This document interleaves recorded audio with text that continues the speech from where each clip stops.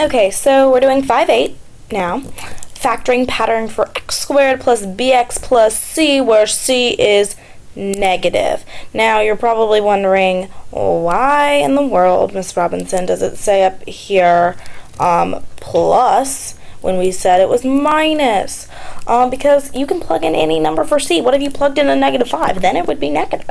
So it doesn't change it. So it doesn't matter that it's positive there because it depends on whatever c is. So I'm just letting y'all know that. Now again, like I was saying, we're learning so many different ways of factoring. So we had that other pattern, so it will work in certain situations, but this one is going to work in this situation. So we're going to go on from here. So in the last section, we looked at the factoring pattern x squared plus bx plus c when c was, what did we learn? When it was positive. Okay, let's work positive.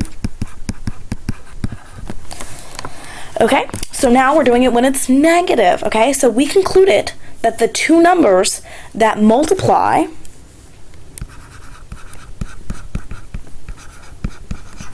to get c and add to get b must either both be positive or both be negative. Okay, like I said, it's either one or the other in that case when c was positive. Now, this changes if c is negative. Okay. What just happened? Oh my lordy. Okay, way to move on me. Thank you.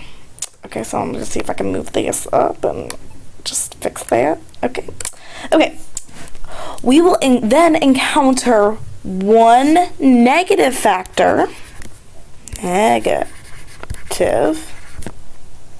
and one positive.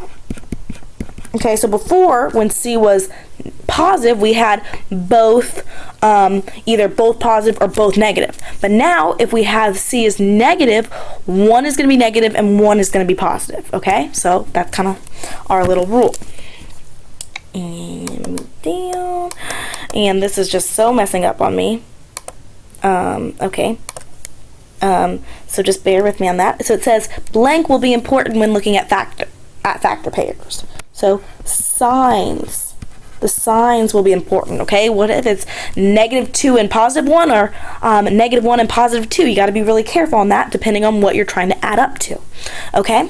So for our first example, we have we need to factor x squared minus x minus 20. So we have c is a negative.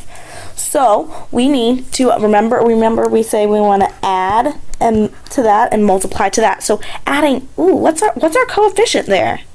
It's going to be a -1, so we have that imaginary 1 in front, so we need it to add to a -1 and multiply to a -20. So, okay, so I'm thinking 5 and 4, because they were like one apart from each other, and they multiply to 20. So now I need to figure out one of them being positive and one of them being negative to work out. So I'm going to do 5 and 4. Okay, so if I were to say +5 and a -4, those multiply to a -20, but if you added them together, that would equal 1.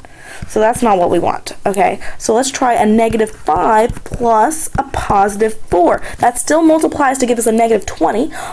But that gives us a -1 when we add them together, and that's exactly what we needed. So we need a -5 and a +4. So now when we factor it out, x minus 5, x plus 4.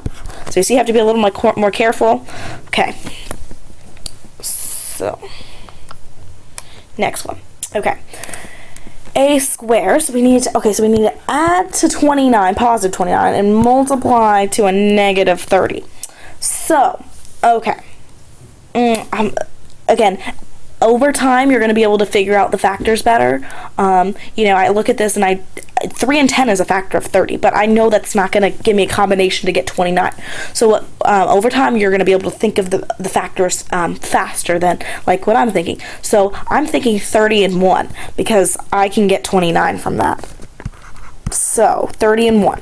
Okay, so one of them has to be negative, and if I made a -30, that would give me a -29. So I need it to be a -1 because if I add those together, that will give me a +29.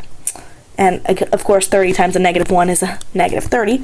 So now I'm using a. So a plus 30 times a minus 1. So there we go. The last one. Okay, it's a little bit trickier because we have two variables. There we go. Is on the tip of my tongue. So a and okay, so add and multiply. So I'm going to think of this right now. So x's is what what we normally do, and we normally kind of go like this, and we have the x's right here. So I'm going to kind of go ahead and start that.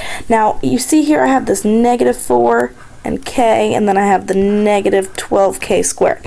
Okay, so let's first think about the numbers. I want it to add to a -4, but multiply to a -12. Okay, so we're just worrying about the numbers right now.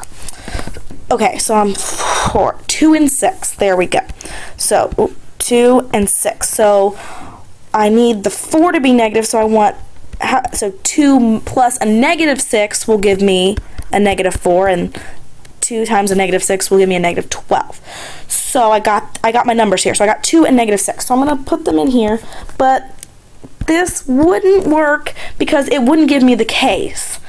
Now, if you think about it, I need the last term to have k squared. So I know when I multiply this 6, does it float over? Yeah. This 6 times this 2, I need k squared. So if I were to put a k right here, then let's factor this out and see if this works, because I think this might work, and hopefully you'll kind of be able to realize it as you get better at factoring.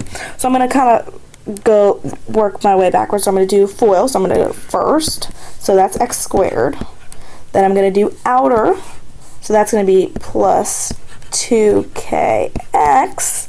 And then I'm going to do inner, which is a -6kx. And then last, so I'm going to do those, and that's going to be a -12k squared. So let me scroll it down just a smidge. Okay, and so then if I add those together, that gives me a -4kx, or it doesn't matter which order I put that in, right?